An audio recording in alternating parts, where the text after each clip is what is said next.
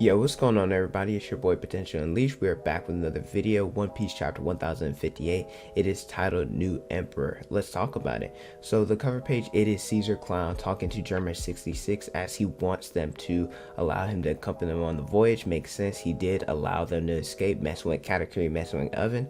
And so Caesar, he's trying to get away from Big Mom. He has a lot of debt with her and he's wanted by a lot of people. So being with German would actually help him a lot. But that's it for the cover page. Let's get to the actual story.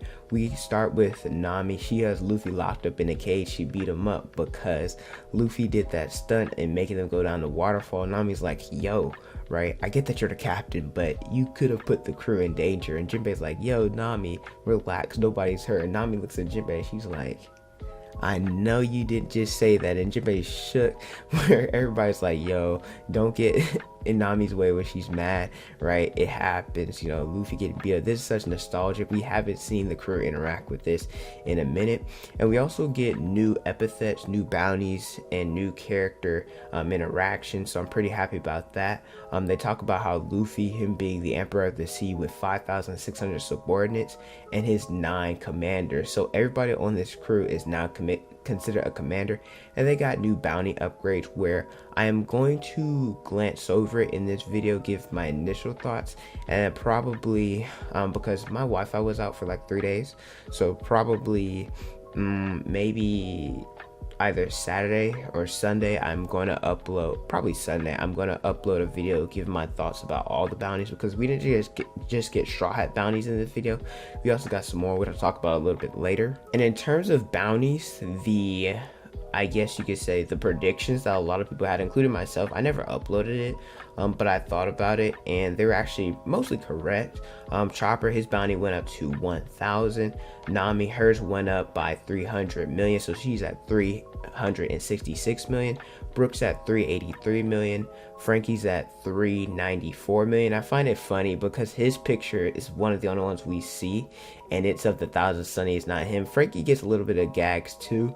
I remember in the Dressrosa arc, he was mad because he didn't go over 100 million. There's also Usopp, his is at 500 million. Now, I am a little bit pissed off about this because yes, Usopp got besides Chopper, he got the least growth in terms of bounty. He also didn't do anything in Wano, right? I'm like, Frankie, he took down Sakazuki, right?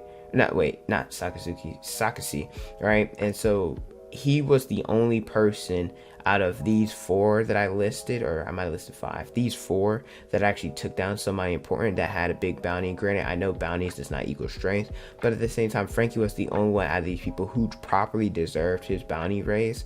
I think everybody else should have gotten less for being affiliated. Maybe they should have just gotten 100 or 200 million, but yeah, Frankie kind of got disrespected. Then there's also Nico Robin. Her bounty is a little bit less than $1 billion. I thought it would be exactly $1 billion, but it's actually at 936 million. But that's still pretty high because of, you know, her ability to read the Poneglyphs, the Void Century being from Ohara, etc. I was actually wrong. It's actually 930 million for Nico Robin. And then we have Zoro, Sanji, and Jinbei. Sanji's back at number 4 of the crew. His bounty is 1,032 million. Then there's Jinbei, his is at 1,100 million, and then there is Zoro, who's at 1,100 million and 1,000. Now, how do I feel about this? I'm not mad with Sanji's. You know, we thought the whole thing with him not getting $1 billion being a gag was going to be there. The whole 999 or 997, that's what we predicted. I am a little bit mad at Jinbei's being that high. I know that Who's Who was supposed to be Rob Lucci, the second coming. But Jinbei, I think Rob Lucci, I think Who's bounty was like 600 something or 700 something million, if I'm not mistaken, somewhere around that range. And so Jinbei's bounty, just because him being a former warlord or not, it should not have been higher than Sanji's, who took down Queen. And I understand that just because you take down somebody with a higher bounty, that doesn't mean your bounty is going to go up, but still.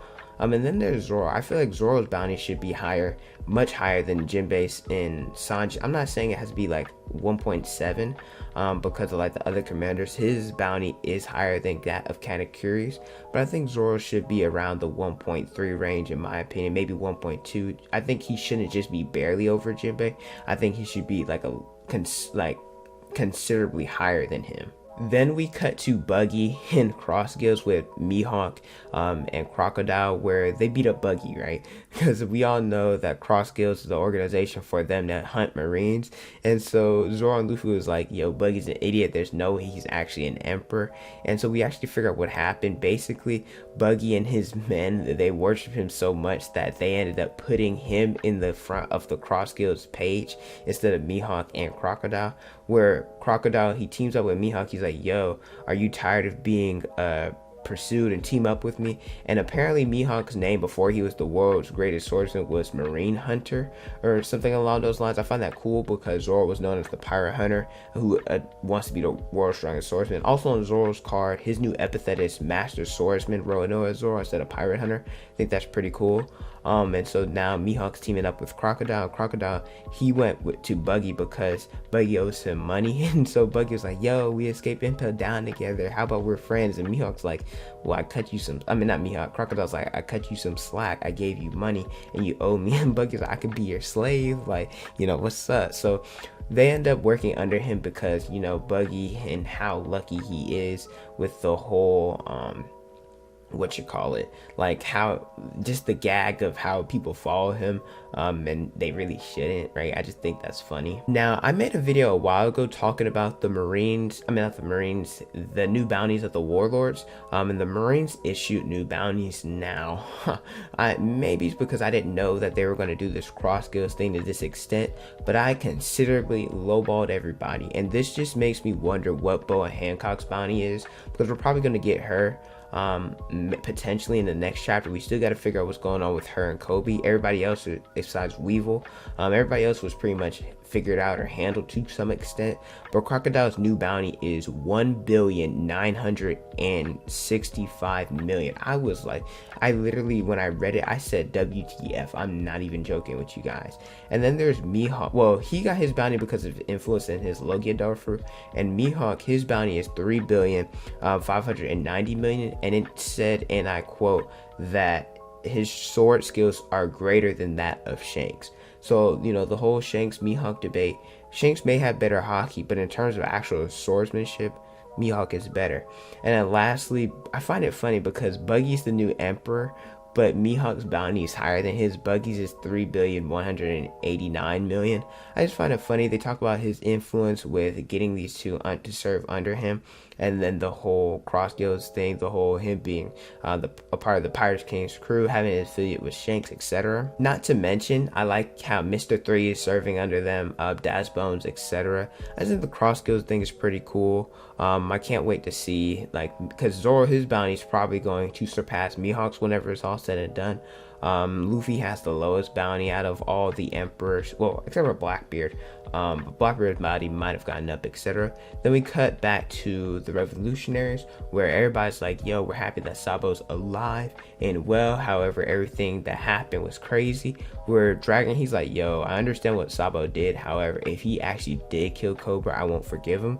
And then he turns to Kuma. He's like, Kuma, what the fluff all happened? Where Kuma's going to explain. And then Koala, she looks at the Denden Mushi because it's a call. And guess who that call is from? Flame Emperor Sabo. So we're probably gonna figure out what happened to Sabo in the next episode. Where's Vivi, where's Cobra, etc. And we'll probably figure out what's going on with the rest of the warlords, because we're not going to necessarily go to the next island just yet. We got to figure out what's going on with the world.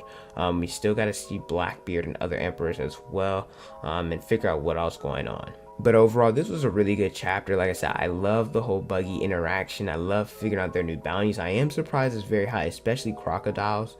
But other than that, it's cool. Like I said, I will be doing an in-depth bounty analysis and talking about did the Straw Hats probably deserve the bounties for everything that they did in Wano. Expect that over the next few days for me to work on that. Like I said, school, you know, work. There's a lot of stuff going on, so I'm gonna try my best to pump that video out for you guys and a lot more over the next few weeks. But thank you guys so much for watching. Don't forget to like, comment, and subscribe. Also hit the notification bell so you guys never miss out on a new video from me. Instagram, Twitter, Snapchat, and TikTok is on the screen and in the description below. Thank you guys so much for watching, and don't forget to unleash your potential.